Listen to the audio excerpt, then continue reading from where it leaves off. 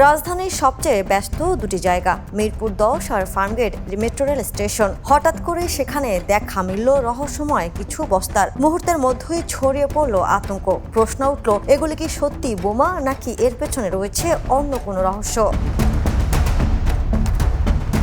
শনিবার সকালে মিরপুর 10 ও Farmgate metro rail স্টেশনের নিচে বোমা সদৃশ্য কিছু বস্তু দেখতে পান স্থানীয়রা। খবর পেয়ে দ্রুত ঘটনাস্থল ঘিরে ফেলে পুলিশ। পরে সেখানে পৌঁছায় counter terrorism and transnational crime ইউনিটের বোম ডিসপোজাল টিম।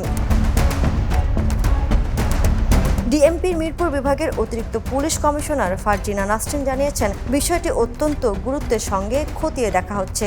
অপ্রীতিকর ঘটনা এড়াতে স্টেশনগুলোর আশেপাশে অতিরিক্ত পুলিশ মোতায়েন করা হয়েছে।